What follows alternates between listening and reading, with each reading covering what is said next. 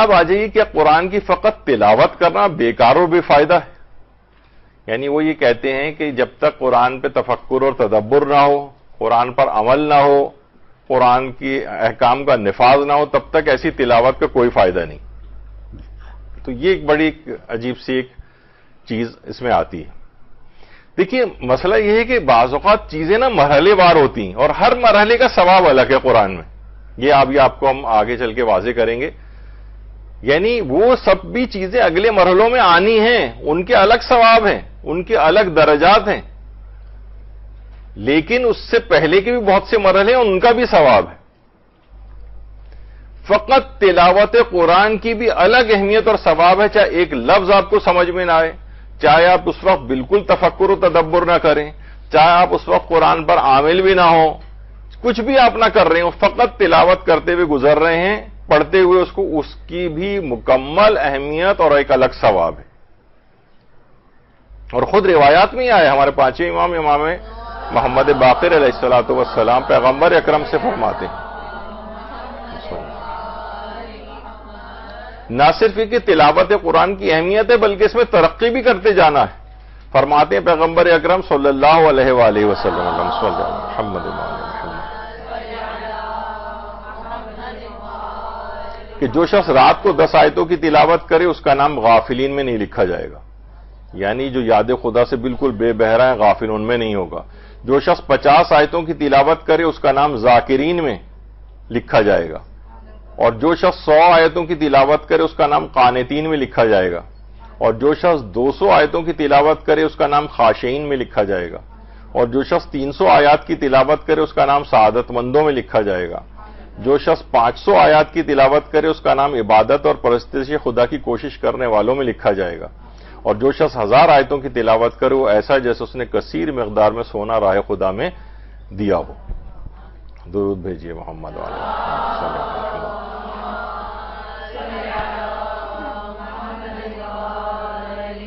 اب مثلا یہ جو آپ پڑھتے ہوئے جا رہی ہیں 10 سے لے کر اور 1000 آیات تک کے جو لیول بتائے گئے اور ہر لیول دوسرے سے بڑا ہے، تو یہ اگر 1000 آیتوں پہ کہ تفکر و تدبر اور جو عمل کرتے ہوئے ایک رات کے اندر اس کو پڑھے گا نہیں، یہ فقط تلاوت کی بات ہو رہی ہے.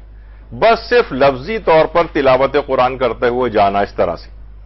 اور یہاں تک کہ یہ پورا اب ہر شخص اپنے ہمت، اپنے شوق، اپنے جذبے اور کتنا وقت وہ اس کے لیے دین کے لیے صرف کرتا ہے. ہمارے ہاں تو اب اس قسم کا ٹرینڈ ہو گیا ہے نا کہ وہ لاہو لائیو میں خاص طور پہ نماز مغرب اور عشاء کے بعد باقاعدہ بہت سی روایات میں تو کہ فرشتے چند موقع پہ جو ہنستے ہیں، ان میں سے ایک موقع یہ بھی ہے کہ جب نماز عشاء بھی وہ پڑھ لیتا ہے تو وہ اور اس کے بعد پھر وہ لاہو لائیو والی چیزوں میں مشغول ہو جاتا ہے، وہی پھر دیکھ رہا ہے، وہی ٹی وی ڈرامے گیم شوز فلاں اور یہ سب چیزیں. تو فرشتے اس کے اوپر ہنستے ہیں کہ شخص پورے دن میں بھی تو لاہو لائیو کے اندر گرفتار رہا، اب نماز عشاء پڑھنے کے بعد تو پھر اسی کے اندر ہو گیا گرفتار. ہنستے ہیں اس کے اوپر، یہ تمہاری کیا حالت ہے. تو یہاں پر تو دیر سے اس وجہ سے سونا تو کون، جب بالکل بستر پہ تھک کے چور ہو کے جس وقت لیٹتے ہیں تو اس وقت تو پھر دن میں جن اعمال میں مصروف رہتے ہیں اس کی وجہ سے یہ توفیق بھی نہیں ملتی ہے کہ وہ ایک سورہ بھی پڑھ سکیں سونے سے پہلے. تو ہمارے ہاں تو یہ کہ تلاوت قرآن میں بھی ترقی کا سوچا جائے کہ پہلے ہم اتنی سورہ پڑھتے تھے سونے سے پہلے، اب اور آگے بڑھیں اور آگے بڑھیں اور آگے بڑھیں، پھر ہر شخص کی ہمت اور طاقت. ورنہ کم سے کم 50 آیات کا تو ایک ٹارگٹ، ایک ایوریج جو ہے وہ رکھنا ہی چاہیے. اب اس چند سوروں کا انتخاب کر لیں جو مل کے 50 آیات بن جائیں تو بہرحال ترقی کرنی چاہیے. تو اگر یہ تلاوت قرآن بالکل بے فائدہ ہوتی تو پھر تو کہنے کی ضرورت ہی نہیں تھی کہ نہیں اتنی ساری آیتیں. معلوم ہے کہ 1000 آیت کوئی پڑھے گا تو ان میں کہاں تفکر و تدبر کر پائے گا. تو اس کا مطلب ہے کہ فقط تلاوت بھی مقصود ہے، فقط تلاوت بھی مطلوب ہے، چاہے اور چیزیں اس کے ساتھ ہوں یا نہ ہوں. وہ اور ترقی کی چیزیں ابھی آگے چل کر وہ ہم بیان کریں گے. کیونکہ قرآن کی فقط قرأت کرنا یہ بہترین عبادت سمجھا گیا ہے. روایت کے اندر ہے باقاعدہ پیغمبر اکرم صلی اللہ علیہ وآلہ وسلم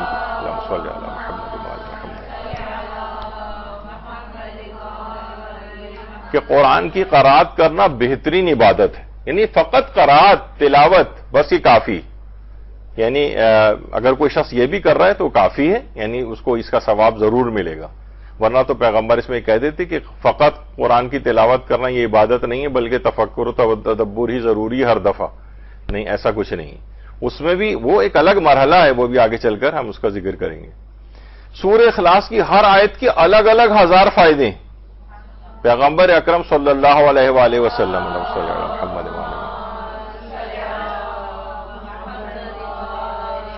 کہ جو شخص سورہ اخلاص پڑھے اللہ اس پر 1000 رحمت کی نظر ڈالتا ہے پہلی آیت کے بدلے میں، اور دوسری آیت کے اجر میں اس کی 1000 دعاؤں کو قبول کرتا ہے، اور جب اس کی تیسری آیت پڑھتا ہے تو اس کے 1000 سوالات کو پورے کرتا ہے، اور چوتھی آیت کے بدلے میں اس کی 1000 ایسی حاجتیں برلاتا ہے جو بہتر ہوں دنیا اور آخرت میں. یعنی صرف سورہ قل هو اللہ احد کی جو آیات ہیں ہر آیت کے الگ الگ ہزار فائدے. فقط تلاوت کے جو شخص سورہ اخلاص پڑھے اس کے اندر کوئی الگ سے چیز اس میں نہیں ڈالی گئی ہے کہ جب تک مکمل تفکر و تدبر کے ساتھ نہ پڑھے، جب تک اس کے اوپر عامل نہ ہو، ایسا کچھ نہیں. فقط تلاوت ہی کا یہ ثواب ہے، اور پھر وہ ایڈیشن ہوتا جائے گا، وہ آگے چل کر آئے گا کہ مزید اگر مراحل ساتھ میں ہوں. اور ہمارے چھٹے امام جعفر صادق علیہ السلام فرماتے ہیں کہ میں تمہیں تلاوت قرآن کا کہتا ہوں کیونکہ جنت کے درجے قرآن کی آیات کی تعداد کے برابر ہیں. قیامت کے دن قرآن کی تلاوت کرنے والے سے کہا جائے گا قرآن پڑھو تاکہ تیرا درجہ بلند ہو. جو ہی وہ ایک آیت تلاوت کرے گا اسے ایک اور درجہ عطا کر دیا جائے گا. تو وہاں آیات پڑھتا جائے گا اور جنت میں اتنے درجے اس کے بلند ہوتے چلے جائیں گے. اور یہ بھی ہے کہ جتنی آیات وہ جس دنیا کے اندر پڑھ چکا ہے، یعنی مقصد ایک یہ ہے کہ اتنے ہی درجات اس کے جنت اور آخرت میں بلند ہوں گے. تو امام نے فرمایا کہ میں تمہیں تلاوت قرآن کا کہتا ہوں. یہاں پہ تدبر قرآن، تفکر قرآن اس طرح کے الفاظ نہیں آئے، وہ ایک الگ مواقع بھی ہیں اس کے، لیکن یہاں پر فقط تلاوت کی بات ہو رہی ہے جو وہ بھی مطلوب ہے، وہ بھی عین اسلامی چیز ہے، اس کے بھی وہ بہت ثواب اور فوائد ہیں، بہت فضیلتیں ہیں، یہاں تک کہ جنت میں درجات قرآن کی جتنی آیات کی تلاوت اس نے کی ہوگی اس کے مطابق اس کو درجات ملیں گے. قرآن کے حروف کو دیکھنے کا الگ ثواب، تلاوت کی تو بات الگ ہے، صرف قرآن کے حروف کو دیکھنا، یعنی آپ نے قرآن کھولا اس کے حروف کے اوپر آپ نے جو ہے وہ نگاہ کی. ابو سعید خدری سے روایت ہے کہ رسول اللہ نے فرمایا اپنی آنکھوں کی عبادت کا حق ادا کرو. اللہم صلی علی محمد وعلی محمد. اپنی آنکھوں کی عبادت کا حق ادا کرو. لوگوں نے پوچھا یا رسول اللہ آنکھوں کی عبادت کا حق کیا ہے؟ آپ نے فرمایا قرآن مجید میں نگاہ کرنا، یعنی اسے دیکھ کر پڑھنا اور اس میں غور و فکر کرنا، اس کے عجائبات کے ذکر کے وقت عبرت حاصل کرنا. یہ آگے کے درجات بھی بتائے گئے، لیکن پہلا درجہ کیا ہے؟ یعنی اس میں قرآن کی صرف اس کے اوپر نگاہ کی جائے، یعنی اس کو دیکھ کر اگر پڑھا جائے تو فقط اس کا بھی ایک الگ ثواب ہے. یعنی تلاوت کا بھی ثواب ملے گا اور قرآن کے حروف پر نگاہ کرنے کا بھی ثواب ملے گا. بہت سے سورے ہمیں زبانی یاد ہوتے ہیں تو ہم ویسے ہی پڑھتے ہیں، لیکن وہی اگر دیکھ کر پڑھیں گے تو ثواب اور بڑھ جائے گا. اچھا، قرآن کو سادہ طریقے سے بغیر لحن کے تلاوت کا الگ ثواب ہے. مثلا آپ پڑھتی ہیں بسم اللہ الرحمن الرحیم الحمدللہ رب العالمین، اس طرح سے، اس میں کوئی لحن وغیرہ نہیں، اس کو آپ نے سادہ طریقے سے پڑھا بغیر لحن کے، اس کی بھی تلاوت کا ثواب ہے. یعنی میں اس طور پہ ہم چیزیں بیان کر رہے ہیں کہ دیکھنے کا الگ ثواب ہے، بغیر لحن کی تلاوت کا الگ ثواب ہے. اور اسی طریقے سے قرآن کو خوش الحانی سے لحن کے ساتھ تلاوت کا الگ ثواب ہے. اب بہت اچھی آواز بنا کے جس طریقے سے عام طور پر قاری حضرات پڑھتے ہیں اور خوشنما آواز کے اندر قرآن پڑھنا، اس کا ثواب اور بڑھ جائے گا، کیونکہ روایت میں پیغمبر اکرم صلی اللہ علیہ وآلہ وسلم فرماتے ہیں اللہم صلی علی محمد وعلی محمد کہ اپنی آواز سے قرآن کو زینت دو، کیونکہ اچھی آواز حسن قرآن کو زیادہ کرتی. یعنی اس کا مطلب ایک اچھی آواز کے ساتھ اگر کیا جائے تو مزید فضیلت کی بات ہے، مزید ثواب کی بات ہے. یعنی اب دیکھیے درجات اور لیولز جو ہیں یہ الگ الگ ہوتے جا رہے ہیں. کوئی ایک کو پکڑ کے آپ یہ نہیں کہہ سکتے کہ باقی سارے بیکار ہو گئے. اور یہ بھی فرمایا کہ قرآن کو اپنی آوازوں کے ساتھ حسن عطا کرو، کیونکہ اچھی آواز ہی قرآن کے حسن میں اضافہ کر سکتی ہے. اور یہ بھی پیغمبر اکرم صلی اللہ علیہ وآلہ وسلم نے فرمایا اللہم صلی علی محمد وعلی محمد کہ اللہ نے ہمیشہ اچھی آواز والے کو ہی نبی بنا کر بھیجا ہے. جیسے کہ حضرت داؤد کے متعلق ملتا ہے کہ جس وقت وہ زبور کی تلاوت کرتے تھے تو جس وقت وہ تلاوت کرتے تھے اس کے ساتھ جب وہ تلاوت کرنا شروع کرتے تھے درخت، چرند، پرند، دیواریں، ہر طرح سے ہر جگہ سے زبور کی تلاوت کی آواز گونجنے لگتی تھی. وہ بھی ان کے ساتھ تلاوت کی آواز میں ہم آواز ہو جاتے تھے.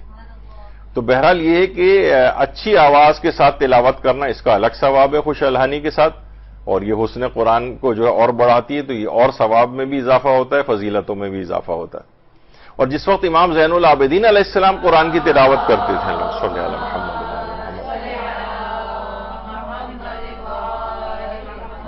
کتنی خوش الحانی کے ساتھ پڑھتے تھے کہ راہ چلنے والے بھی آپ کی طرف کھینچے چلے آتے تھے، اور بعض تو اتنے متاثر ہوتے تھے کہ امام کی تلاوت کی آواز سن کر بے ہوش ہو جاتے تھے. اتنی زبردست پر اثر امام کی آواز تھی. جب بھی چوتھے امام فرماتے تھے اگر مشرق و مغرب کے درمیان تمام مخلوقات مر جائیں اور قرآن میرے پاس ہو تو مجھے کوئی وحشت نہیں ہوگی. تو قرآن کی ایک بڑی، اب یہ کیا ہے، صرف قرآن کی تلاوت. امام اس وقت تفکر و تدبر یا اس کے اسرار و رموز کا درس نہیں دے رہے ہوتے تھے، فقط تلاوت کر رہے ہوتے تھے. تو اتنی پر اثر ان کی آواز ہوتی تھی کہ لوگ کھینچے چلے آتے تھے، رک کر سننے لگتے تھے راہ چلتے لوگ، اور اتنے متاثر بعض اوقات ہوتے تھے کہ بے ہوش تک ہو جاتے تھے سن کر. اچھا، اب قرآن مجید کے ترجمے کو پڑھنے کا ایک الگ ثواب ہے، اس سے تلاوت قرآن کا تو ثواب نہیں ملتا. یہ بات یاد رکھ لیں، ترجمہ پڑھنا تلاوت قرآن نہیں ہے. یہ بالکل اس میں سے نکال دینا چاہیے، اس کو ہٹا دینا چاہیے.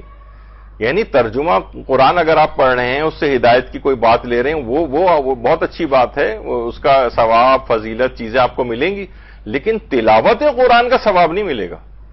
بلکہ ایک دفعہ میں نے ذکر بھی کیا تھا، آیت اللہ حافظ شیخ بشیر نجفی سے بھی استفتاء ہوا تھا، تو انہوں نے کہا تھا کہ اصلاً اگر کوئی شخص ترجمہ قرآن کو اگر قرآن قرار دے یا تو یہ خود ایک گناہ بھی ہے. قرآن فقط عربی زبان میں نازل ہوا ہے، اس کو عربی ہی کے اندر پڑھنا چاہیے. بہت سے لوگ دعاؤں کے سلسلے میں بھی یہ کہتے ہیں کہ دعائیں بھی ہمیں عربی میں پڑھنا آتی نہیں ہیں. تو اس میں جو معصورہ دعائیں ہیں جو خود ائمہ معصومین سے تعلیم ہوئی ہیں، معصورہ یعنی جو ائمہ نے خود کہی ہیں، تو وہ ان کو بہتر ہے کہ عربی ہی میں پڑھیں. اور جو غیر معصورہ ہیں ان کو چلیں آپ اردو میں، یا خیر ان دعاؤں کو بھی اردو ترجمہ پڑھا جا سکتا ہے، تو وہ ہدایت والی چیز ایک ہو جائے گی. لیکن اصلاً معصورہ دعا کو پڑھنے کا آپ کو ثواب نہیں ملے گا، ترجمے کا ثواب ملے گا. جیسے کوئی اگر قرآن کے فقط ترجمے کو پڑھے اردو میں، انگریزی میں، کسی اور زبان میں، تو اس کو ترجمہ قرآن پڑھنے کا ثواب ملے گا، لیکن خود تلاوت قرآن کا ثواب نہیں. یہ ایک دماغ میں رہے. اچھا، مصحف قرآن کو اپنے ساتھ رکھنے کے بھی، یعنی یہ ایک تو یہ کہ خود تلاوت کرنا نہیں، قرآن کو فقط اپنے ساتھ رکھنے کے بھی ثواب اور فوائد ہیں. فقط اپنے ساتھ رکھنا. یہی وجہ ہے کہ آیت اللہ بہجت سے جب یہ نظر بد اور جادو کے توڑ کے سلسلے میں ایک استفتاء ہوا ہے، جو ان کی پرسش آئے شمع و پاسخ آئے آیت اللہ بہجت کے نام سے جو کتاب ہے، ان سے سوال و جواب ہوئے ہیں. تو اس میں کسی نے ان سے پوچھا تھا کہ جو شخص نظر بد کا شکار ہوا، اس پہ جادو کیا گیا، اس کا توڑ کیسے کرے؟ تو آیت اللہ بہجت نے 6 چیزیں بتائی تھیں. ان میں پہلی جو چیز یہ تھی کہ ہمیشہ اپنے ساتھ ایک چھوٹا قرآن رکھے.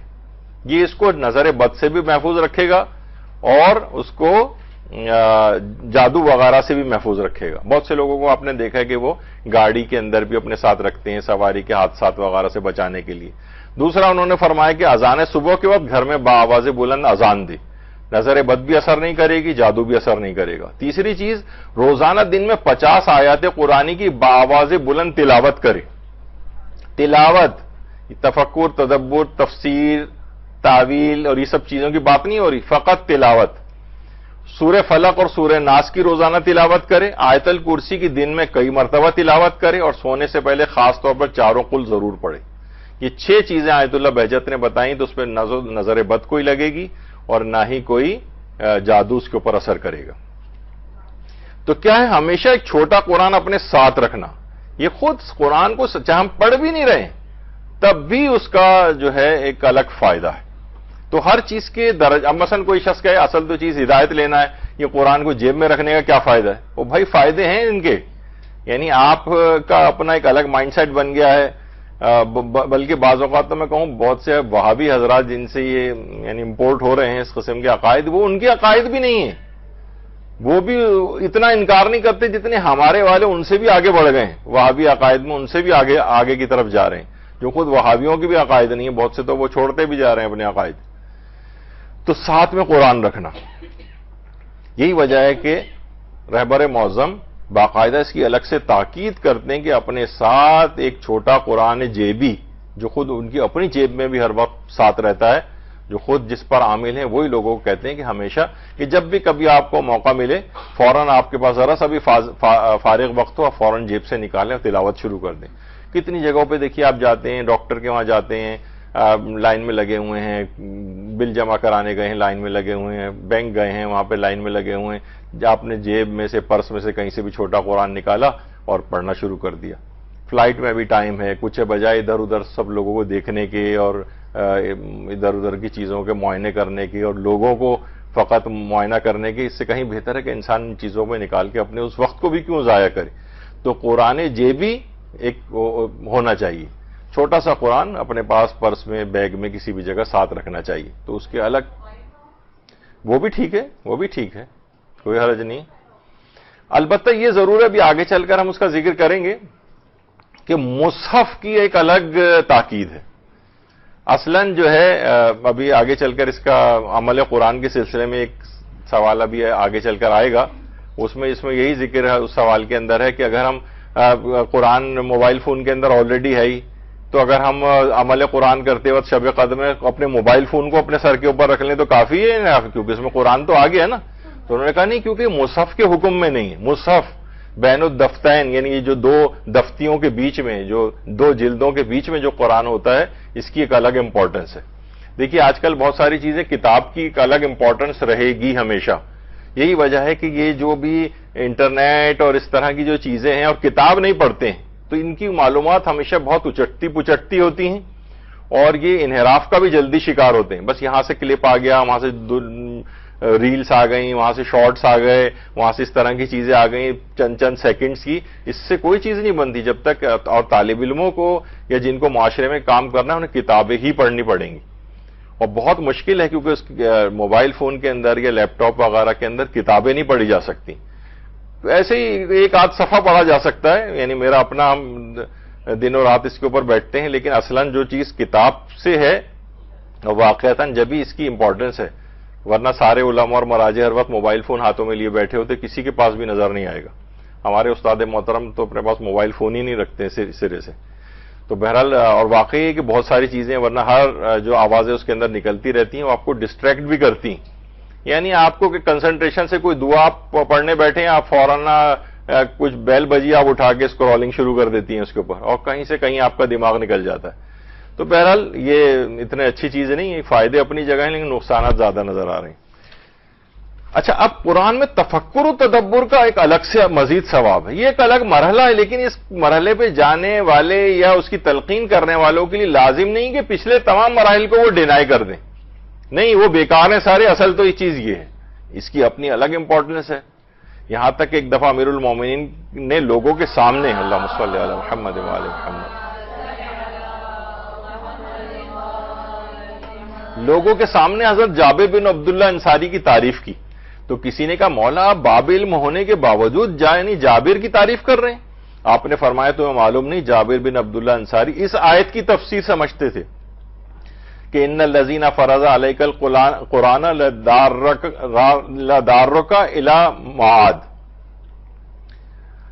یعنی بے شک جس نے آپ پر قرآن کا فریضہ عائد کیا ہے وہ آپ کو آپ کی منزل تک ضرور پہنچائے۔ صرف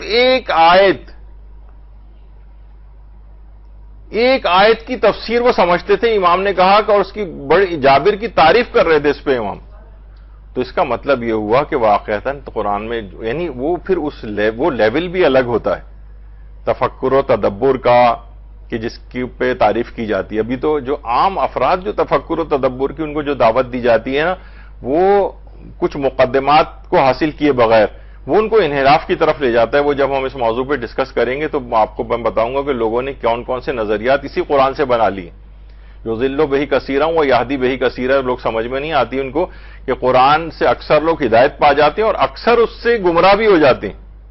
قرآن کی آیت ہے کہ قرآن سے گمراہ ہو جاتے ہیں، تو خدا نخواستہ قرآن گمراہ نہیں کرتا ہے، وہ ان کے اندر کیا خرابیاں ہوتی ہیں جو ان کو قرآن سے گمراہ کر دیتی ہیں۔ ورنہ آپ دیکھیں کہ جتنے اس وقت منحرف فرقے اور عقائد ہیں وہ سب کے سب قرآن کو سامنے لا کے کھڑا کر دیتے ہیں آپ کے۔ دیکھیے قرآن کی آیت کے اندر ہے، اور ہر شخص ہر مکتب اپنے آپ کو قرآن کی آیات سے ثابت کر رہا ہوتا ہے، تو یقیناً کوئی انحراف ہوگا نا، متضاد عقائد کیسے قرآن سے ثابت ہو سکتے ہیں اس طرح؟ تو اس کی تفسیر کے ساتھ سمجھ کر پڑھنے کی، تفکر و تدبر کی اس لیول، وہ لیول ہی الگ ہوتا ہے کہ جس میں جو قابل تعریف بنتا ہے، جس کی امام تعریف کر رہے ہیں حضرت جابر کی۔ اچھا، اب اور اگلا لیول ایک ہے قرآن سے فقہا کا استنباط و استخراج، یہ مسائل دینیہ کا، یہ بالکل ایک الگ ثواب رکھتا ہے۔ مجتہدین اسی سے ہی طلاق کے فقہی احکام نکال رہا ہے قرآنی آیات سے، وضو کی آیات سے جو ہے وہ قرآنی احکام نکال رہا ہے، تیمم کو قرآن کی آیات سے ثابت کر رہا ہے۔ وہ اس کے جس احکامات کو استخراج کرنے کا میں آگے چل کے کبھی پیش کروں گا انشاءاللہ، کہ مثلا عام شخص جو حج و عمرہ میں جو صحیح کی جاتی ہے، قرآن میں اس کی آیت ہے کہ کوئی حرج نہیں ہے کہ تم صحیح کر لو، اس سے یہ لگ رہا ہے کہ یہ آپشنل چیز ہے جبکہ صحیح کرنا واجب ہے۔ اب جو فقط ترجمہ قرآن اس طرح سے سرسری پڑھتا جائے، وہ کیا کہتے ہیں کہ قرآن نے کہا کوئی حرج نہیں، اس کا مطلب ہے کریں نہ کریں دونوں طرح سے صحیح ہے، تو وہاں پہ کوئی حرج نہیں کہ کیا معنی ہیں، یہ اس کو سمجھنا پڑے گا۔ تو قرآن سے فقہا کا استنباط اور استخراج مسائل دینیہ کا یہ الگ ثواب، ایک بہت الگ لیول ہے۔ بعض اوقات یہ جو ہمارے فقہا اور مجتہدین پہ اعتراض ہوتے ہیں کہ یہ قرآن سے بالکل آ رہی ہیں، یہ لوگ قرآن کا ان کا کوئی رول نہیں ہے فقہ وغیرہ کے اندر، جبکہ آپ اگر صرف ان کے درس خارج جو انہوں نے کیا، تو استدلالی درس خارج کی جو کتابیں ہیں وہ پڑھیں، یا ان کے درس خارج کوئی شخص جا کے انٹرنیٹ پہ بھی سنے، تو یعنی اس موضوع پر ممکن ہی نہیں ہے کہ وہ آیت قرآنی کو کھولے بغیر جو ہے نا، بلکہ پہلے وہ بیان کرے گا، اس کے بعد احادیث کی طرف جائے گا۔ یہ بالکل ایک ایسا بے ڈھنگا اور ایک شرمناک اعتراض ہے فقہا اور مراجع کے اوپر۔ تو قرآن سے ان کا استنباط، بہت سی آیات ایسی ہیں، ان جاءکم فاسق بنبأ فتبینوا، کہ اگر کوئی فاسق تمہارے پاس خبر لے کے آئے تو تحقیق کر لیا کرو۔ تو اس پہ علماء نے 75 صفحات، ایک عالم نے اس کی تشریح میں لکھے ہیں، بعض نے صرف 150 پیجز فقط اس ایک آیت کی تشریح میں لکھیں کہ اس سے کیا مراد ہے۔ فاسق خبر لے کے آئے تو تحقیق کریں، تو عادل خبر لے کے آئے تو تحقیق نہ کریں، تو کیونکہ اگر فاسق کی خبر میں بھی تحقیق کی ضرورت اور عادل کی خبر میں بھی تحقیق کی ضرورت ہو، تو قرآن بدرجہ اولیٰ کہہ دیتا کہ عادل بھی خبر لے آئے تب بھی تحقیق کرو، تو فاسق تو خود بخود ہی آ جاتا اس میں۔ تو اس سے استخراج اور استنباط جو ہوتا ہے ان آیات سے، یہ اس کا ایک الگ لیول ہوتا ہے، اور وہ عام افراد کے لیول سے بہت بلند چیز ہے۔ تو جو فقہا جو کر رہے ہیں وہ اور ان کو عظیم ثواب دلوانے والا کام ہے۔ تو یہ اس طریقے سے معاملات اس طرح سے آگے بڑھتے ہیں۔ اچھا، قرآن پر عمل کرنے کا ثواب الگ ہے، یعنی اب کیا ہے، کبھی دیکھنے کا ثواب ہے، کبھی ساتھ رکھنے کا بھی ثواب ہے، فقط تلاوت کا بھی ثواب ہے، قرآن پر عمل کا ثواب الگ ہے، عمل کا۔ لیکن عمل کس طرح سے؟ آیت اللہ ناصر مکارم شیرازی نے تفسیر نمونہ کی پہلی جلد میں بہت اچھی بات لکھی ہے کہ ہم سورہ نور کی فضیلت کے بارے میں پڑھتے ہیں کہ جو اسے پڑھے گا خدا اسے اور اس کی اولاد کو زنا کی آلودگی سے محفوظ رکھے گا۔ تو یہ اس بنا پر ہے کہ سورہ نور کے مضامین میں ان جنسی کجرویوں سے مقابلے کے لیے اہم رہنمائی موجود ہے۔ مجرد اشخاص کو جلد شادی کرنے کا حکم اس میں موجود ہے، سورہ نور میں پردے کا حکم ہے، بری نگاہوں اور حویث رانی کی نگاہ کو ترک کرنے کا حکم ہے، ناروا اور غلط نسبتوں کی ممانعت ہے، اور آخر میں بدکار مردوں اور عورتوں کے لیے حد شرعی کے اجرا کا حکم دیا گیا ہے آخر میں۔ تو واضح ہے کہ سورہ نور کے مفاہیم و موضوعات کسی معاشرے خاندان میں عملی جامہ پہن لیں تو وہ زنا سے آلودہ نہیں ہوگا۔ یعنی جب ہم اس کو پڑھتے ہیں، جب یعنی قرآن کی تلاوت کے ساتھ اس میں موجودہ ہدایتوں پر عمل کرتے ہیں، تو خود بخود معاشرہ اس سے پاک و پاکیزہ ہو جاتا ہے۔ تو یعنی قرآن پر جس قدر عامل ہوتے جائیں گے اسی قدر معاشرہ پاک و پاکیزہ ہوتا چلا جائے گا۔ تو یہ بالکل ایک الگ چیز ہے، یعنی قرآن کی تلاوت کا ثواب الگ ہے اور اس پر عمل کا ثواب اور بہت زیادہ فضیلت کا حامل ہے۔ لیکن ایک کبھی آگے چل کر انشاءاللہ کہ جب کبھی ہم اس موضوع پر، یہ الگ سے ایک چیز ہے، اس میں ذکر کریں گے، تو اس میں بھی یہ چیز آئے گی کہ اس کو بعض اوقات اس انداز سے بیان کیا جاتا ہے کہ اگر آپ نے یہ والا اگلے والے مرحلے پہ عمل نہیں کیا تو پچھلا عمل بیکار ہے. تو اس کے نتیجے میں کیا ہوتا ہے, نہ تو اس پر عمل کر پاتا ہے وہ, تفکر, تدبر, امپلیمنٹیشن, بڑے ویسے جو نعرے ہوتے ہیں, اور وہ مایوس ہو کر تلاوت سے بھی جاتا ہے, کچھ بھی اس کے ہاتھ میں نہیں آتا. تو بعض اوقات مبلغین کو الفاظ کا چناؤ, یا دیکھیے بہت ساری چیزیں ایسی ہیں کہ پتہ نہیں آپ سے میں نے کلاس میں ذکر کیا تھا, یا جو ذاکری کی کلاسز ہو رہی تھی, کہ کسی بھی بعض اوقات آپ تیاری کر کے جاتی ہیں کسی مستحب عمل کی, اس قدر فضیلتیں بیان کر دیتی ہیں کہ وہ لگتا ہے کہ یہ چیز تو واجب ہے. کسی مکروہ کام کی اس قدر مذمت ہو جاتی ہے کہ لوگ کہتے ہیں یہ تو حرام ہے. جیسے کالا جوتا پہننا مثلا, اس پہ کیوں ہمارے ہاں ہے کہ جناب کالا جوتے پہ بزرگ, اب تو خیر بہت چلیں پھر بھی رائج ہو گیا ہے, ورنہ کالے جوتے کی اتنی مذمت تھی کہ لوگ کہتے تھے کہ کالا جوتا نہیں ہونا چاہیے, خواہ چوری کا جوتا ہو مثلا. یا ایک ابھی تک تھا, اب آپ دیکھیں جو معاشرے کے اندر رائج چیزیں ہوتی ہیں, جہاں نماز اگر کھلی ہوئی ہو تو فوراً آپ سے کونا لا کے موڑا جاتا ہے, شیطان نماز نہ پڑھ لے. جبکہ میں نے بتایا تھا ذیشانہ درجہ وادی صاحب کہتے تھے اچھی بات ہے نماز پڑھ لے تو کیا حرج ہے. جتنی قوم ہماری وہی چپل کو, الٹی چپل کو سیدھا کرنے میں لگاتی ہے, اپنے آپ کو سیدھا کرنے میں اگر تھوڑی سی کوشش کر لے تو معاشرے میں کتنی تبدیلی ہو جائے. لیکن کہیں الٹی چپل آپ دیکھیں گے کبھی ہو ہی نہیں سکتا کہ لوگ وہاں سے گزر ہوں چپل کو سیدھا نہ کریں. تو بہرحال جو چیزیں بہت اس طرح سے رائج ہو جاتی ہیں معاشرے کے اندر, تو ایسی اتنی تبلیغ اس طرح سے نہیں کرنی چاہیے کہ جناب وہ پھر تو یعنی ایک مستحب چیز کو بھی واجب سمجھ لیا جائے اور مکروہ چیز کو حرام کی طرح سے سمجھ لیا جائے. اور یہی وجہ ہے کہ بہت سے عرفی گناہ جو ہیں, جو شریعت نے حرام نہیں کیے ہیں, عرف ان کو برا سمجھتا ہے, وہ اصل اللہ کے عائد کردہ گناہ کبیرہ سے بھی لوگ بڑا سمجھنے لگتے ہیں کہ یہ ہو جائے تو کوئی حرج نہیں ہے, بس یہ چیز نہیں ہونی چاہیے. بس کتنے معاشرے کے اندر چیزیں, مثلا ہمارے آج کل کے جو ماحول اور معاشرے میں آپ غیبت کر دیں کسی بھی اپنے والد کے سامنے تو کوئی ایسا نہیں, جھوٹ بول دیں کوئی ایسی بات نہیں, بعض اوقات گانے بھی سن لیں تو وہ نظر انداز کر دیں گے. لیکن مثلا سگریٹ پینے لگیں اگر آپ خواتین اپنے والد کے سامنے ہمارے معاشرے میں, تو کتنا معیوب سمجھا جائے گا. دیکھا جائے تو کوئی حرام بھی نہیں ہے کہ والد کے سامنے سگریٹ پینا, لیکن وہ بڑے گناہ کبیرہ ہو جائیں. تو یہ عموماً تبلیغات کے اوپر بہت ساری چیزیں جو ہے نا اس انداز سے بیس کرتی ہیں. تو بہرحال بات یہ ہو رہی تھی کہ ہر چیز کی ایک فضیلت والی پہلو ہے جو اگلے مراحل کا ہے, تو وہ اگلے مراحل کی طرف جانے سے پہلے ان کو مایوسی نہ ہو جائے لوگوں کو کہ بھائی اس کا کوئی فائدہ نہیں. ہو سکتا ہے کہ جو اسپیکر بول بھی رہا ہوتا ہے بعض اوقات کسی چیز کو ثابت کرنے کے لیے, تو وہی کہہ دیتا ہے کہ بھائی ان چیزوں کا کیا فائدہ ہے, ورنہ اگر آپ سے گناہ نہیں چھوٹ رہے ہیں. تو وہ اس انداز سے اس کا ذکر نہیں ہونا چاہیے کہ لوگ واقعی سوچیں کہ ہاں اس کا تو کوئی فائدہ نہیں, تو اب ہمیں اس کام کو کرنا ہی نہیں چاہیے. تو یہ نہ ہو کہیں. اچھا, اسی طرح سے قرآن کو حفظ کرنے کا الگ ثواب ہے. اس پہ پوری ایک ہماری ایک الگ سے نشست ہوگی, بہت اہم اور دلچسپ, وہی جو مجتہدین وہ آج تو نہیں آ پائے گی. حالانکہ میرا پروگرام تھا, میں اس کی پوری تیاری سے آیا تھا کہ اس موضوع پہ بھی لیا جائے, لیکن نہیں, وقت نہیں بچا اس کا. تو اس کو قرآن کو حفظ کرنے کا ایک الگ ثواب ہے. اچھا, ضروری نہیں کہ پورا قرآن اول تا آخر ہو. کچھ آپ دیکھیں, ابھی آپ میں سے بھی جتنی خواتین یہاں بیٹھی ہوئی ہیں, انہیں فقط وہی سورے ابھی تک بس یاد ہیں جو انہوں نے بچپن میں بہت چھوٹی عمر میں حفظ کر لی تھی, اس کے بعد ایک ٹیڈی پیسے کا نئے سورے کا اضافہ نہیں ہوا. کیوں بھائی؟ یہ تو بہت, ابھی میں آگے چل کے پیش کروں گا, علماء 70, 80 سالوں کی عمر تک میں جو ہے نا انہوں نے حفظ قرآن کیا ہے. تو کیا وجہ ہے کہ بس وہ آپ کو بچپنے میں جو رٹوا دیے گئے تھے, یاد کر دیے گئے تھے, اس کے بعد سے آپ نے ایک سورہ بھی حفظ نہیں کیا, چھوٹا سورہ بھی حفظ نہیں کیا اس کے بعد کوئی, بس جو بچپن میں یاد ہو گئے تھے. یہ بہت غلط ٹرینڈ ہے. بہرحال قرآن کو حفظ کرنے کا یہ ایک الگ ثواب ہے, بلکہ ہم آگے چل کے اس کی تفصیل جب آئے گی تو ہم چھٹے امام جعفر صادق علیہ السلام کی روایت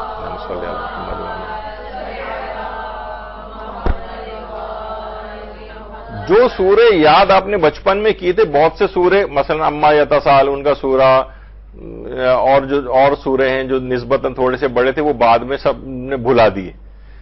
روایتوں میں جو شخص قرآن کی کوئی سورہ بھلا دے گا تو وہ سورہ قیامت کے دن ایک زیبا شکل میں اس کے سامنے آئے گی جو جنت کے بلند درجے پر ہوگی. وہ شخص اسے دیکھ کر کہے گا تو کون ہے اس قدر حسین, کاش تو میری ہوتی. وہ سورہ جواب میں کہے گی تو نے مجھے نہیں پہچانا, میں قرآن کی وہی سورہ ہوں جو تو نے بھلا دی تھی. اگر تو مجھے نہ بھلاتا تو آج میں تجھے اس بلند مقام و مرتبے پر لے آتی. بہت سے علماء, ایک اور مگرچہ میں نے وہ نہیں اس میں دیکھا کہ وہاں جائیں گے تو بہت بڑے بڑے محلات ان کو دکھائے جائیں گے. وہ کہیں گے یہ کن کے؟ کہا یہ تمہارے ہوتے اگر تم قرآن کے ان سوروں کو نہ بھلا دیتے. ایک روایت میں نے علماء کی اس سے سنی ہے، البتہ پڑھی نہیں کتاب کے اندر، لیکن علماء نے بیان کی. تو یعنی اس قدر ان کی تکرار بھی کرنی چاہیے کہ وہ آپ کو بھولنے نہ پائیں. اس کا الگ ثواب ہے، اس کے الگ فوائد ہیں حفظ کرنے کے. اور یہاں تک پیغمبر نے اکرم صلی اللہ علیہ وآلہ وسلم نے فرمایا کہ جو شخص ایک مرتبہ قرآن کو پڑھ لے لیکن پھر اس کی تلاوت نہ کرے، یعنی بھلا دے اس کو، تو خدا اس پر ہر آیت کے مقابلے میں ایک سانپ کو مسلط کرے گا، اور جب تک اسے گناہ بخش نہ دیے جائیں سانپ جہنم میں اس کے ساتھ رہیں گے. ملا یازر الفقی کی روایت. اور جو شخص قرآن کو پڑھے اور پھر اس کی تلاوت نہ کرے، یعنی ایک دفعہ پڑھ لی اور پھر تلاوت کرنی چھوڑ دی اس نے، خدا کی بارگاہ میں وہ جزامی یعنی کوڑی کے طور پر پیش ہوگا. تو یعنی صرف یہی نہیں کہ حفظ کرنا ہے، بلکہ حفظ کی اس قدر تکرار بھی کرنی ہے کہ آپ اس کو بھلا نہ دیں. اس سلسلے میں کچھ استفتات بھی ہیں جو میں اسی میں پیش کروں گا آپ کو جب ہم اس موضوع پر گفتگو کریں گے. تو بہرحال یعنی حفظ کرنا، یہ صرف اس کو رٹے بازی کہنا، اس کو ایک فضول مذاق اڑایا جاتا ہے تقاریر کے اندر کہ اس رٹے بازی کا کوئی فائدہ نہیں. حفظ کا الگ فائدہ ہے، اس کی تکرار کرنے کا الگ فائدہ ہے. یہ کہاں سے اس قسم کے نئے نئے نظریات نکل رہے ہیں؟ تو بہرحال یہ. اچھا، اسی طرح قرآنی احکام کے نفاذ کا الگ ثواب ہے. اب دیکھیے قرآن میں قصاص کے مسائل ہیں، دیات کے مسائل ہیں.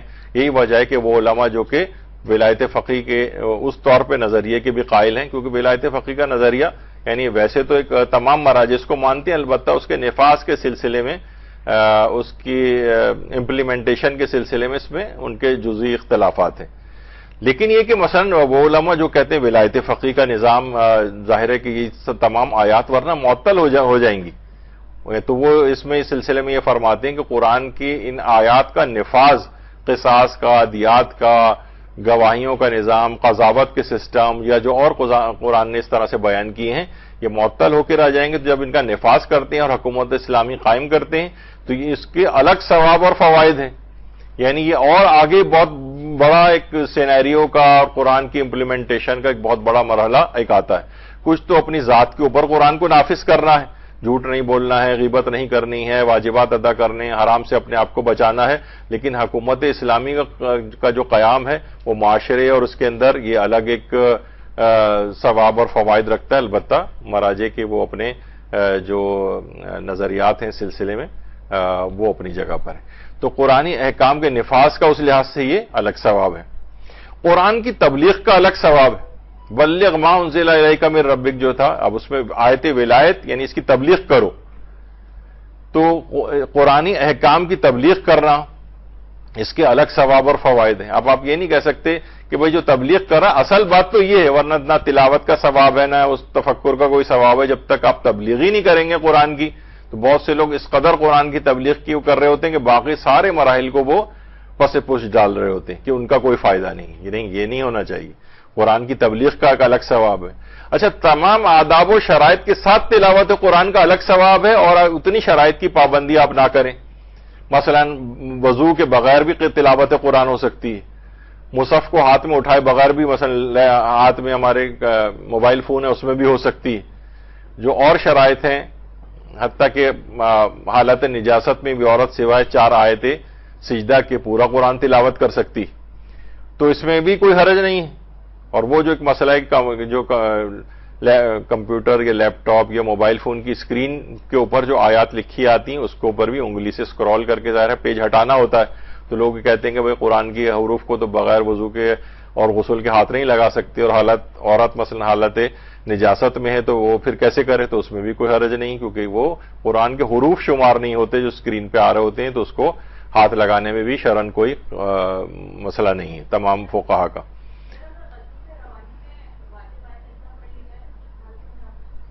ہاں تو بس ٹھیک ہے، بس پھر ایک سجدہ تو واجب ہو جائے گا، البتہ کیونکہ بے اختیار اور بھولے سے ایسا ہوا ہے تو کوئی گناہ بھی نہیں ہوگا اس میں، لیکن بہرحال پھر سجدہ کرنا پڑے گا. تو تمام آداب و شرائط کے ساتھ تلاوت قرآن کا الگ ثواب ہے. مثلا غم اور حزن کی کیفیات ہو، انسان رو رہا ہو، قرآن دیکھیے چھٹے امام میں امام جعفر صادق علیہ السلام فرماتے ہیں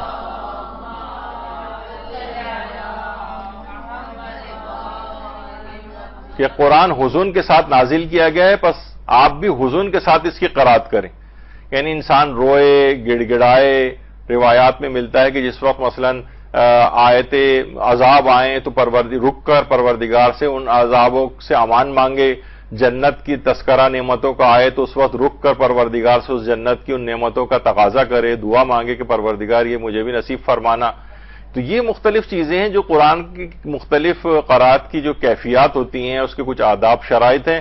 آداب و شرائط کے ساتھ بھی تلاوت کی جائے. بہت سے لوگ یہ کہتے ہیں کہ اگر آپ نے آداب و شرائط کے ساتھ تلاوت نہیں کی تو بس گویا آپ نے بیکار ہے پورا آپ کا. جیسے کوئی بہت زیادہ بڑے جو قاری اور تجوید کے ماہرین ہوتے ہیں ان کے سامنے آپ پڑھیں تو آپ کو لگے گا کہ آپ ان کو کہیں ذرا میری چیک کر لیں آپ، تو آپ کو اتنی 100 غلطیاں بتا دیں گے اس کے اندر کہ آپ مایوس ہو جائیں گے، میری تو گویا پوری نماز ہی باطل ہو گئی. حالانکہ وہ نماز کے اعتبار سے قرات ٹھیک ہونی چاہیے، لیکن اتنی تجوید کے قواعد کی پابندیاں وہ لازم نہیں. تو وہ اچھا ان کی بھی کیا غلطی ہوتی ہے، وہ اتنا مایوس کر دیتے ہیں کہ وہ اتنے اعلیٰ پیمانے کی قرات اور تجوید کے قواعد اس کے اندر لے آتے ہیں کہ کہتے ہیں اس کے، یہاں تک کہ میں نے آپ کو شاید پہلے بتایا تھا کہ بہت سے جو طالب علم جاتے تھے حوزہ علمیہ قوم وغیرہ میں، تو آیت اللہ بہجت کے پیچھے نمازیں پڑھنی بند کر دی تھی انہوں نے، یعنی ان کی قرات صحیح نہیں ہے. شبیری زنجانی کے پیچھے بھی نمازیں نہیں پڑھ رہے ہیں، قرات صحیح نہیں ہے.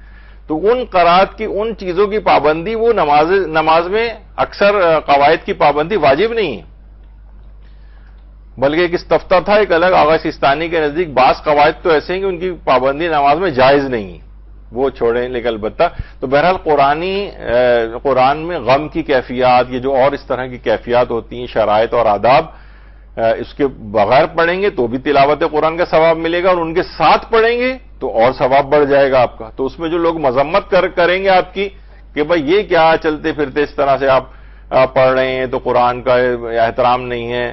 بہت سے بزرگ ڈانٹ رہے ہوتے ہیں کہ مثلا کوئی تلاوت ایسی کرتا ہو، بچہ گزارا نہیں، ایک جگہ خاموشی سے بیٹھ جاؤ، بڑی اس کے ساتھ پڑھ، نہیں، اسی کوئی ضرورت نہیں. بہت سے لوگ کہتے ہیں کہ یہ کیا ہے، بس گاڑی میں گئے اور آپ نے نوحہ آن کر دیا اور یہ پورے آداب کے ساتھ صحیح سننا چاہیے. بھائی ہر طرح سے سنا جا سکتا ہے، آداب کے ساتھ سنیں گے تو اور اچھا ہے، نہیں سنیں گے اس کے بغیر تو بھی سنا جا سکتا ہے. خیر، اور کچھ چیزیں ایسی ہیں وہ آداب میں کہ پیغمبر اکرم صلی اللہ علیہ وآلہ وسلم فرماتے ہیں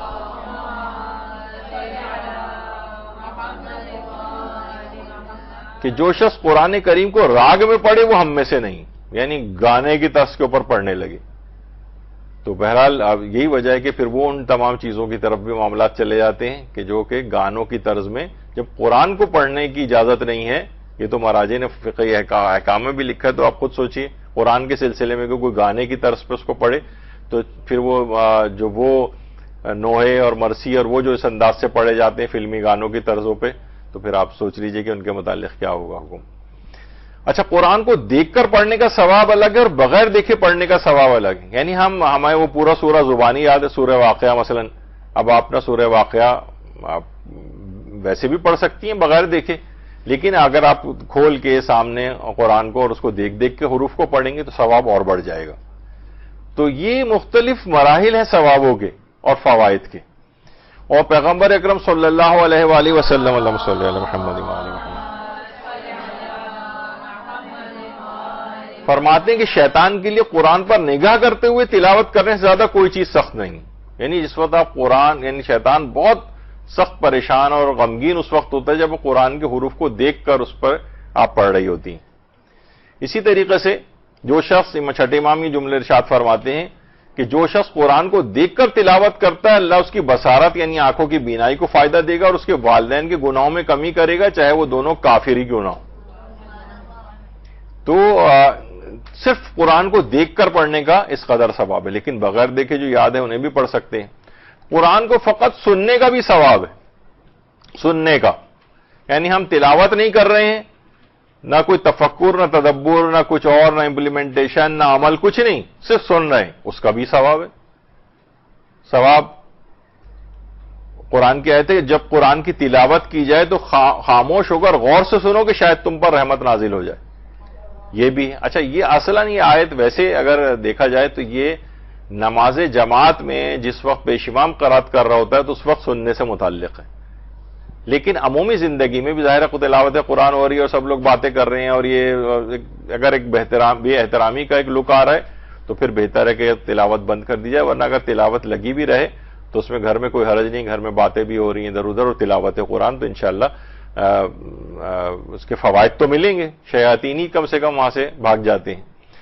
البتہ ایک چیز ضرور ہے کہ جو ہم دیکھتے ہیں عام طور پر قبرستانوں میں لوگوں، یہ بھی پوچھا گیا ہے، آیت اللہ سعید الحکیم ابھی کچھ عرصے پہلے انتقال ہوا تھا تو ان سے ایک استفتاء جو ہے وہ ہوا تھا کہ بہت سارے مومنین ایسے ہیں جو کہ قبر کے اوپر تلاوت قرآن کی ریکارڈنگز وغیرہ لگا دیتے ہیں، عموماً وہاں پر ہوتے ہیں قبرستانوں میں،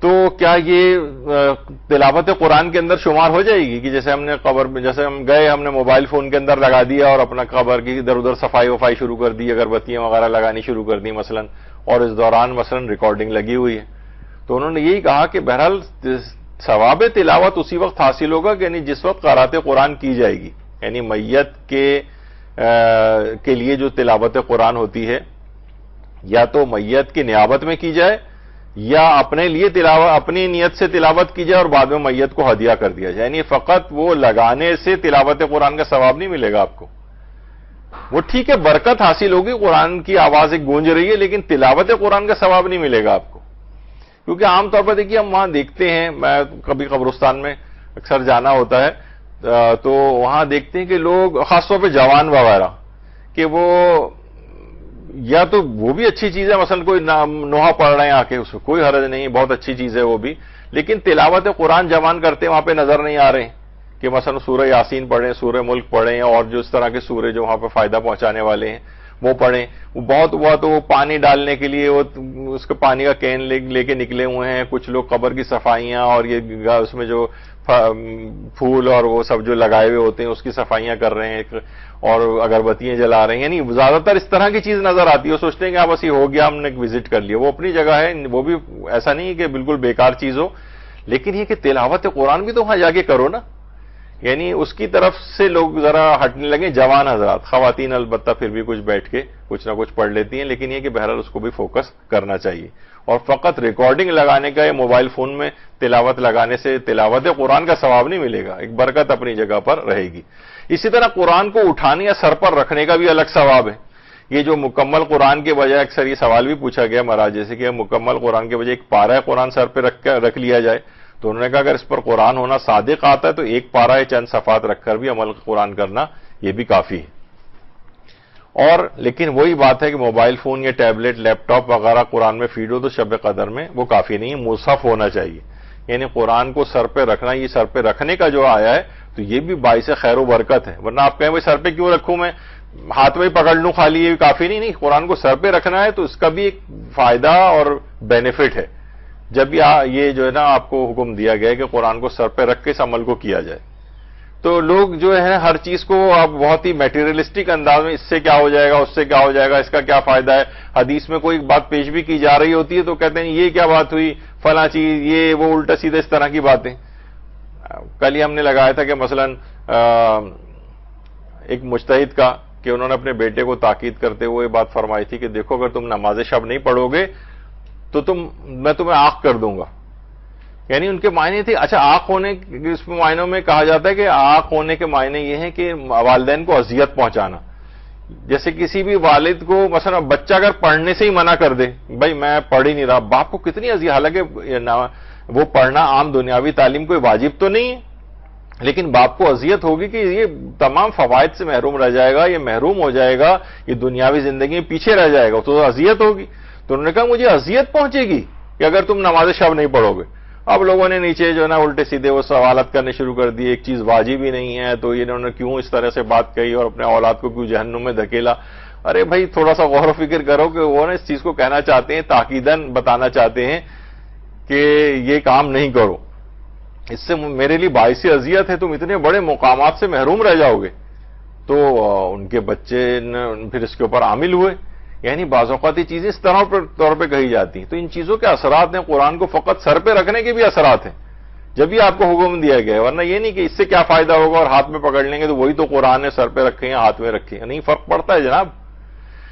تو خیر اچھا، اسی طرح علوم قرآنی حاصل کرنے کا الگ ثواب ہے. اب یہ ثواب بڑھتے جا رہے ہیں. دیکھیے، یعنی اگر آپ مرحلے وار اس کو دیکھتے جائیں، علوم قرآنی یعنی ایک تو صرف قرآن کی تلاوت کی حد تک بات تھی. اب وہ علماء اس کو حاصل کرتے ہیں، علم تفسیر حاصل کرتے ہیں، محکم اور متشابہ کی پہچان کیسے ہوتی ہے قرآنی آیات میں، ان کی آیات میں تفکر و تدبر کیسے ہوتا ہے، قرآنی آیات جو بظاہر ایک دوسرے سے ٹکراتی ہوئی نظر آتی ہیں اس کو حل کیسے کیا جاتا ہے. بہت سارے علوم قرآن کی پوری لسٹ ہے کہ علوم قرآن کے اندر کون کون سی چیزیں شامل ہیں.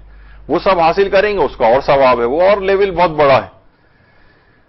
اسی طرح قرآن پڑھانے کا الگ ثواب ہے.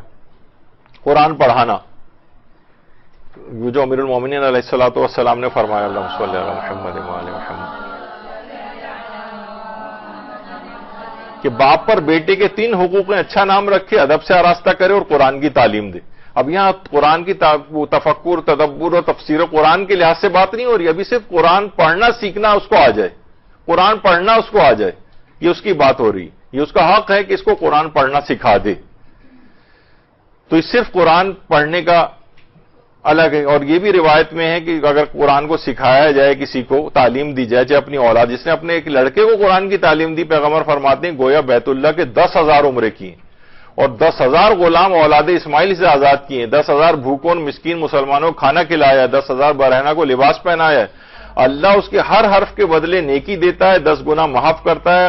قرآن قبر میں اس کے ساتھ ہوگا، میزان میں اس کا پلہ بھاری رہے گا اور وہ پل صراط سے بجلی کی تیزی سے گزر جائے گا.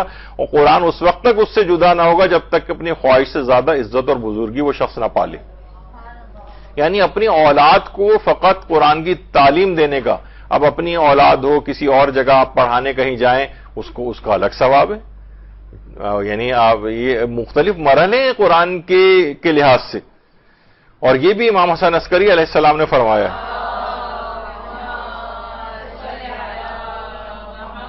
کہ والدین نے بچپن میں اس کو سکھا دیا تھا نا کسی کے ذریعے. اب یہ جب قاری قرآن بن گیا، اب یہ خود قرآن کی تلاوت کرنے لگا، تو قاری قرآن کے والدین کے لیے اللہ حکم دے گا اس کے والدین کو وہ لباس پہناؤ جس کے سامنے دنیا معافیہ ہیچ ہے. اس وقت پوری مخلوق اس قاری قرآن کے والدین کی طرف دیکھے گی اور اس قدر ان کا احترام کرے گی کہ اس کے والدین کو خود اپنے اوپر تعجب ہونے لگے گا. یعنی یہ تم نے جو بچے کو کتنا بڑا کام تم نے کر دیا کہ بچے کو قرآن پڑھنا سکھا دیا. خود بھیج رہے ہیں، مدرسے بھیج رہے ہیں، کسی عالم کا انتظام کر رہے ہیں، کسی طالب علم کا انتظام کر رہے ہیں کہ بچے کو قرآن پڑھنا آ جائے. تو یہ اس کا کتنا ثواب ہے پڑھوانے کا، تعلیم دینے کا. اپنے بچوں کو سورہ یاسین کی تعلیم دو کیونکہ یہ خوشبو قرآن ہے. تو تعلیم دینے بچوں کو، اب بچوں کو آپ تفسیر قرآن تو نہیں سکھاتے نا، یعنی تلاوت یعنی پڑھنا ہی سکھا رہے ہیں، فقط تلاوت سکھا رہے ہیں، اس کا الگ ثواب ہے. اور وہ جب وہ بچہ پڑھ کے جوان ہو جاتا ہے، اس کو کثرت کے ساتھ پڑھتا ہے، تو ہمارے چھٹے ماہ فرماتے ہیں کہ جو شخص تلاوت قرآن کرے جب وہ جوان اور مومن ہے تو قرآن اس کے گوشت اور خون میں مخلوط ہو جائے گا. اور اللہ اسے کرامت اور نیکی کے دسترخوان پہ قرار دے گا اور قرآن قیامت کے دن اس کا دفاع کرنے والا ہوگا اور کہے گا اے پروردگار، ہر عمل کرنے والے تک اس کے عمل کا اجر پہنچ گیا سوائے میرے عمل کرنے والے کے. تو اس وقت اپنی کریم عطا کو پہنچا، اس پر اللہ جنت کے حلوں میں سے اسے 2 حلے پہنائے گا اور اس کے سر پر کرامت کا تاج رکھے گا. فرمائے گا کیا میں نے تم کو اس معاملے میں اپنے آپ سے راضی نہیں کر دیا؟ تو قرآن کہے گا پروردگار، میں اس شخص کے حق میں ایسے اجر کی طرف رغبت رکھتا ہوں جو اس سے بھی زیادہ افضل ہو. اللہ فرمائے گا اس کی داہنی طرف کو امن اور بائیں طرف کو ہمیشگی عطا کی جائے گی. اور پھر وہ جوان جنت میں داخل ہوگا، اس سے کہا جائے گا ایک ایک آیت پڑھتا جا اور درجے کی بلندی پر چڑھتا جا.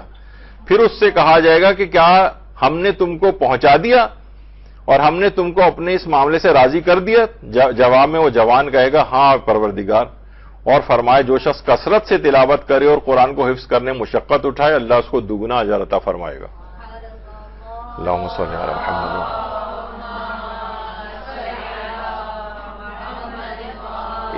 اس قدر تلاوت کیجئے، اس قدر تلاوت کیجئے، اس چکر میں بالکل نہ آئیں کہ جب تک اگلے مراحل نہ ہوں تب تک وہ بیکار ہے. یہ صرف تلاوت قرآن کی بات ہو رہی ہے. اگر کوئی شخص تلاوت قرآن کرے، بعد کے مرحلوں کی طرف جائے تو اور ہی سونے پر سہاگا ہو جائے گا، لیکن اس کی طرف بالکل سے آپ توجہ نہ کریں، کثرت سے تلاوت کریں. دیکھیں قیامت میں کس قدر اس کے جو ہے عظمت اور فوائد جو ہے حاصل ہوں گے. اچھا، اس طرح قرآن سیکھنے پڑھنے کا جو ہے وہ الگ ثواب ہے. کہا جاتا ہے کہ قرآن پڑھنا سیکھو. ابھی تفکر و تدبر کی بات نہیں، دلوں کی بہارت کے نور سے شفا طلب کرو، یہ سینوں کے لیے شفا ہے. اور اگر کوئی مومن کی شایان نشان یہ ہے کہ قرآن سیکھ کر اس دنیا سے جائے، یا کم سے کم قرآن کی تعلیم حاصل کرنے میں مشغول ہو اور دنیا سے چلا جائے، یعنی موت ہو جائے اس کی، تو اس حالت میں کم سے کم اس کو کرنا ہے. قرآن کی قرات کرنا بہترین عبادت جو ہے اس لحاظ سے قرار دیا گیا ہے. اور قبر تک کے اندر قرآن کی تعلیم دی جاتی. چھٹے امام جعفر صادق علیہ السلام فرماتے ہیں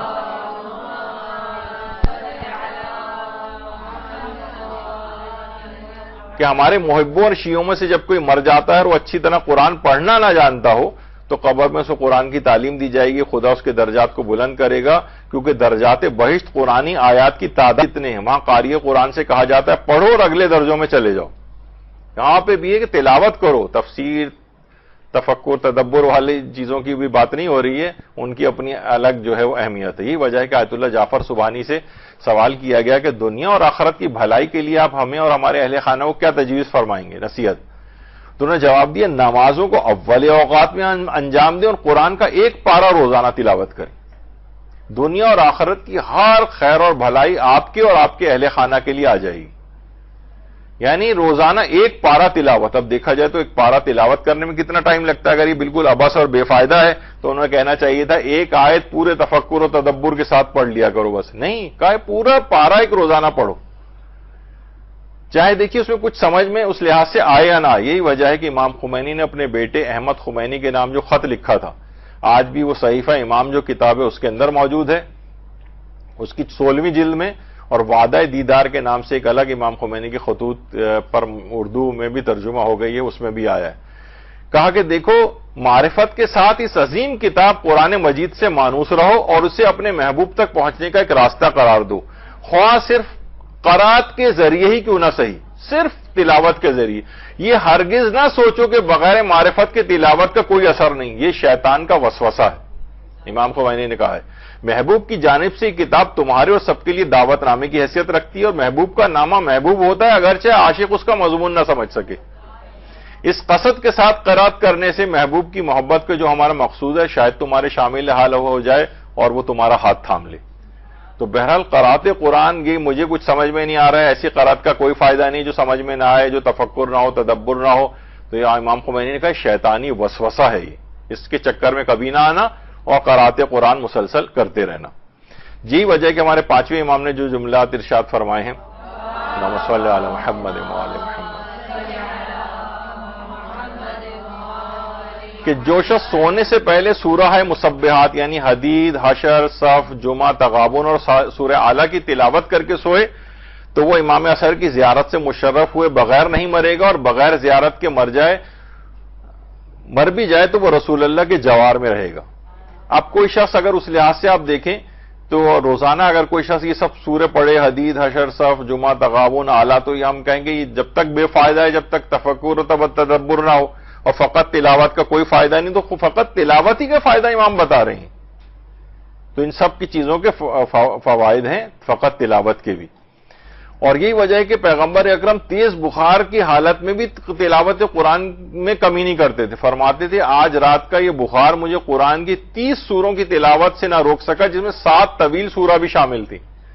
اب پیغمبر اکرم کہاں رک کر اس میں، ظاہر پیغمبر کی تو تفکر و تدبر کا لیول ہی الگ ہے، تو لیکن کثرت تلاوت بھی پیغمبر اس میں بتانا چاہ رہے ہیں کہ حتیٰ کہ بیماری تک میں جس میں ہماری نمازیں واجب چھوٹ جاتی ہیں ہم لوگوں کی، اس میں پیغمبر فرماتے ہیں کہ 30 سوروں کی تلاوت کی جس میں 7 طویل سورے بھی شامل تھے سخت بخار میں بھی.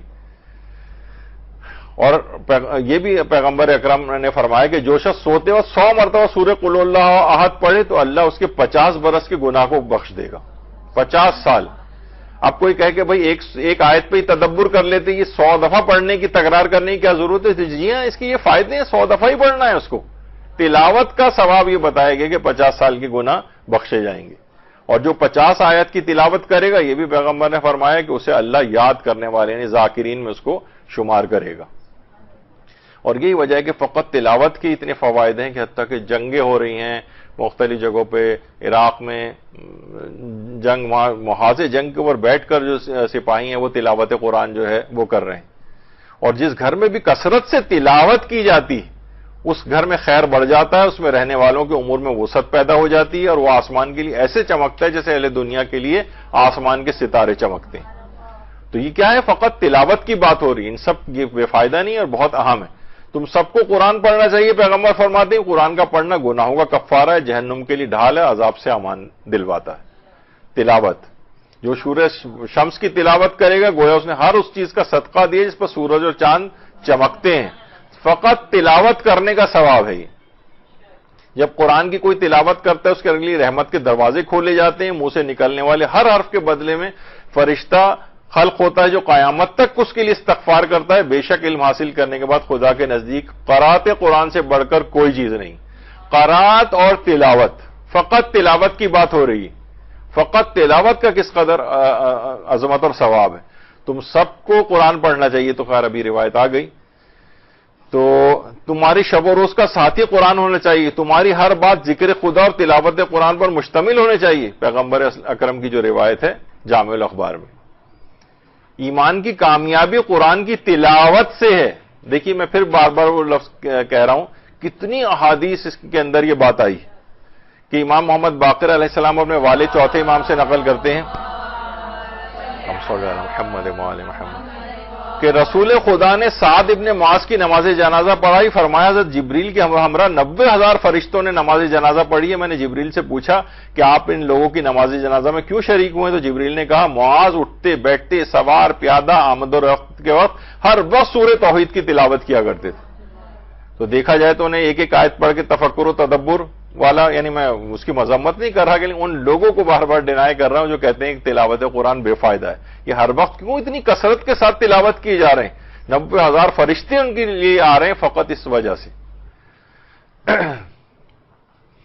تو بہرحال بہت آسانیاں اور سہولتیں پیدا ہوتی ہیں اور روایات اور وہ بہت زیادہ ہیں. اور یہ بھی ہے کہ وہ گھر جس کے اندر قرآن نہیں پڑھا جاتا, اللہ کو یاد نہیں کیا جاتا, 3 مصیبتیں اس کے گھر میں داخل ہو جاتی.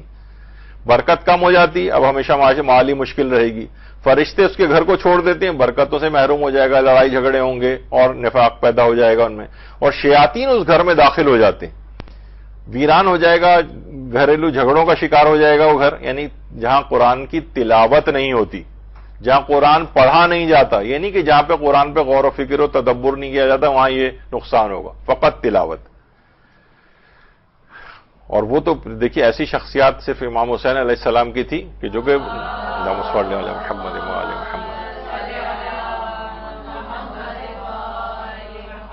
کہ نو کے نیزہ پہ بھی جس نے تلاوت قرآن کی تھی اور اس میں پیغامات دیے تھے. یعنی وہاں تفکر تدبر وہ تو خود کو کرنے کا حکم ہے, اس کی الگ ہے. جب یہ علماء سے پوچھا بھی جا رہا ہے کہ آخر انہوں نے سورہ کہف کی اس آیت کی تلاوت کیوں کی تھی, تو انہوں نے اس کی وجوہات جو ہے وہ بیان کی کہ یہ نشانی فقط اصحاب کہف کی حد تک منحصر نہیں تھی, بلکہ واقعہ اس سے بھی کہیں زیادہ عجیب ہے میرا نوکے نیزہ پہ تلاوت کرنا. اور وجہ مشابہت یہ کہ اصحاب کہف موت کے بعد زندہ ہوئے تھے اور انہوں نے کلام کیا تھا. اگر موت کے بعد ان کا زندہ ہونا اور کلام کرنا خدا کی نشانی ہے تو شہادت کے بعد میرا قرآن پڑھنا بھی خدا کی نشانی ہے. تو بہرحال تلاوت کی تھی انہوں نے بھی, کوئی درس قرآن یا کوئی تفکر و تدبر کے لحاظ سے, اس لحاظ سے تو اس میں تو خود ہی آپ کو تفکر کرنا ہے کہ امام نے کیوں کیا اور یہ ان سے سوال پوچھا گیا. تو بہرحال یہ دماغ میں رہے کہ اس کا پورا نتیجہ یہ ہرگز نہ نکلے کہ میں نے بار بار جو اس لحاظ سے ایک جملہ لگایا ہے اس کے اندر کہ میں تفکر و تدبر اور اس کا خلاف ہوں. ہرگز بھی نہیں. یعنی کوئی سوچ نہیں سکتا کہ قرآن کی جب افلا یتدبرون القرآن اور یہ سب کچھ جو قرآن کی آیات جو آئی ہیں جس میں تدبر قرآن کو الگ سے ایڈریس کیا گیا ہے, لیکن اس کے معنی یہ نہیں کہ تلاوت قرآن کو بالکل آپ ابس اور بیکار قرار دے دیں تفکر و تدبر کی آیات کو پیش کر کے. ان کی الگ ثواب اور فوائد ہیں, تفکر و تدبر کے اگلے مراحل ہیں. وہ بھی آگے چل کر ہم اس میں جو انحرافات اور گڑبڑ ہو جاتی ہے اس تفکر, ہم جہالت کے ساتھ تفکر و تدبر کرنے میں, اور پھر ایک جاہل آدمی بھی کہاں تفکر کر سکتا ہے اور کہاں اس کے لیے ممنوع ہے, یہ انشاءاللہ اگلی نشستوں کے اندر چیز آئے گی. تو آخر میں نتیجہ یہی ہے کہ اس کی اپنی جگہ اہمیت کی ہم بہت زیادہ قائل ہیں کہ قرآن میں تفکر و تدبر ہونا چاہیے، لیکن وہ ہر شخص کے معیار کے اعتبار سے بھی الگ ہوگا، اور اس کے لیے کچھ ریکوائرمنٹس ہیں کہ تفکر و تدبر کیسے کیا جاتا ہے، ورنہ اور اس کے مقابلے میں وہ افراد کی اس کے بغیر تلاوت قرآن بالکل عبث اور بیکار ہے، یہ بالکل غلط اور ایک انحرافی نظریہ ہے، اور یہ قرآن کی تلاوت کو بالکل ختم کرنے کی سازش کا پہلا سٹیپ ہو جائے گا اگر اس نظریے کو پروموٹ کرنے کی کوشش کی گئی۔ یہ ہم نے صرف آج ایک لحاظ سے اس بات پہ صرف فوکس کیا ہے، انشاءاللہ اگلی نشستوں میں آگے قرآن کی اور چیزوں کے اوپر بھی ہماری گفتگو ہوگی۔ وصلی اللہ علی محمد وآلہ الطیبین الطاہرین۔